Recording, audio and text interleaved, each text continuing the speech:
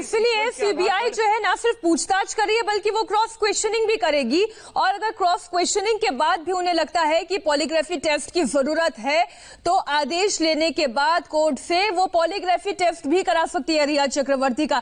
रिया चक्रवर्ती से सीबीआई की पूछताछ का राउंड 2 शुरू हो गया है। सीबीआई की आज की पूछताछ 8 जून को लेकर हो रही है। 8 जून को ही रिया सुशांत का घर छोड़कर गई थी। 8 जून को ही सुशांत की कंप्यूटर के 8 हार्ड डिस्क ट्रैश किए गए, नष्ट किए गए थे। 8 जून को ही दिशा सालियान की मौत भी हुई थी। सुशांत की लाइफ में आखिरी 7 दिन बहुत अहम है। आखिर सुशांत के साथ 8 जून से लेकर 14 जून के बीच क्या क्या हुआ, हम आपको 8 जून से 14 जून की वो कहानी बता रहे हैं जो ना तो रिया ने अब तक बताई है और ना ही फैमिली ने। सुशांत की डेथ मिस्ट्री में जून के महीने के 7 दिन बेहद अहम हैं। सुशांत की मौत से 1 हफ्ते पहले को बहुत ध्यान से समझने की जरूरत है। एक एक मिनट, एक एक दिन सुशांत इस दौरान किसके टच में थे, किससे बात कर रहे थे, क्या बात कर रहे थे, रिया इस दौरान कहां थी। इस केस की इन्वेस्टिगेशन के लिए यह बहुत ज्यादा अहम है।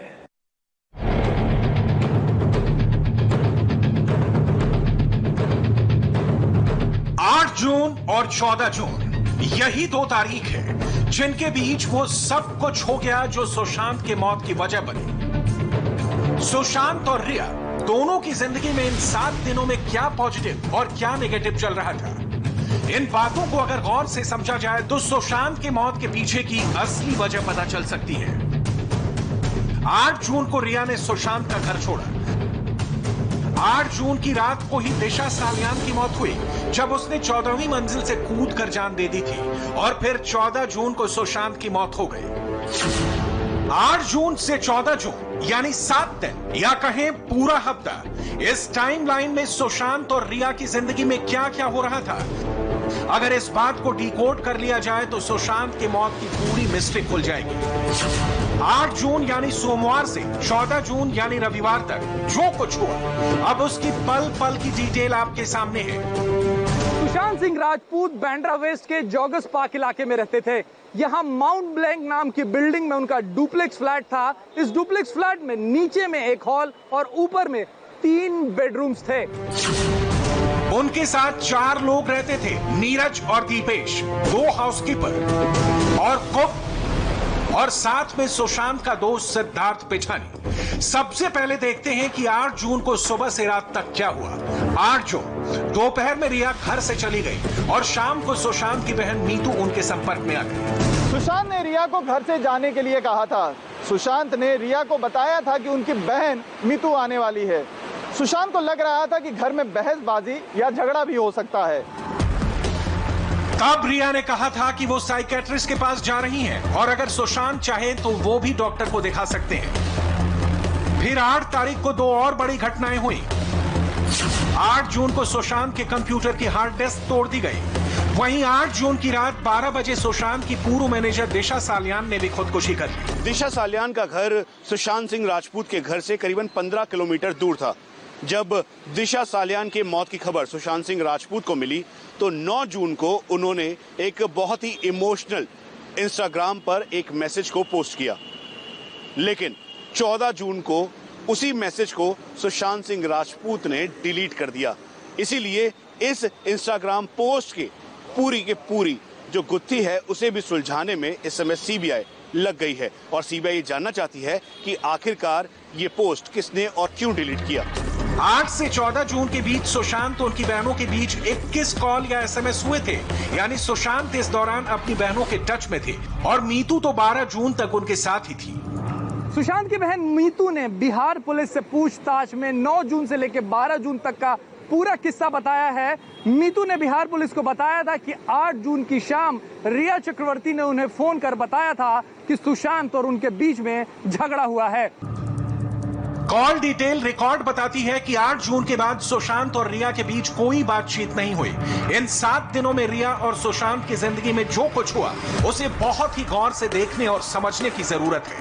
पहले देखिए वर्चुअल दुनिया में दोनों क्या कर रहे थे। सुशांत के कई ट्वीट डिलीट कर दिए गए और अब आखिरी ट्वीट 27 दिसंबर का दिखा रहा है। सुशांत की आखिरी इंस्टाग्राम पोस्ट 3 जून की है, जब उन्होंने अपनी मां की याद में एक पोस्ट लिखी थी। 14 जून को सुशांत सिंह राजपूत की मौत से पहले उनके ट्विटर प्रोफाइल और इंस्टाग्राम से कई सारे जो पोस्ट हैं वो डिलीट कर दिए गए थे।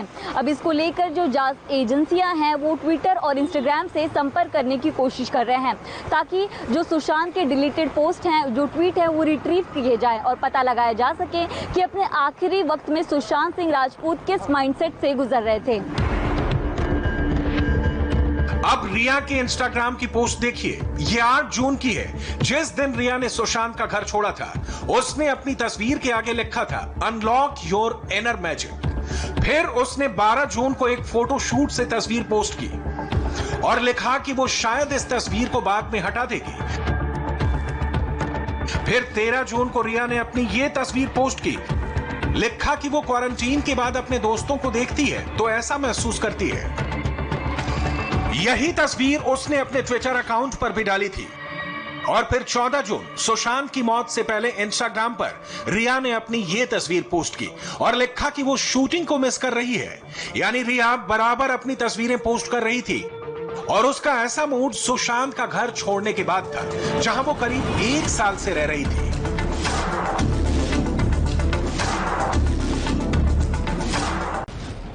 रिया की सोशल मीडिया पर जो पोस्ट हैं, उनको देखकर कहीं से भी यह जाहिर नहीं होता कि वो किसी बात को लेकर परेशान थी। दिशा सालियान की खुदकुशी को लेकर सुशांत सिंह राजपूत काफी आहत थे।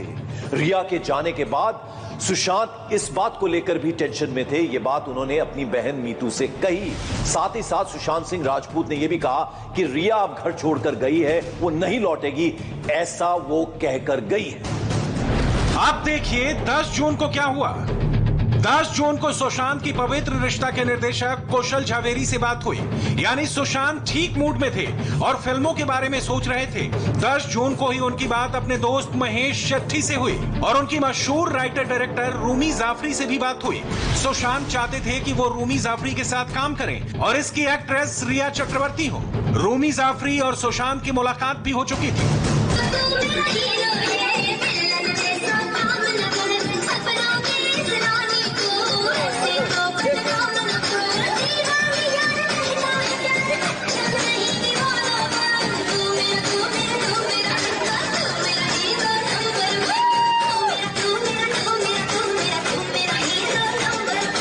जून को सुशांत सिंह राजपूत रूमी जाफरी से बात कर रहे थे।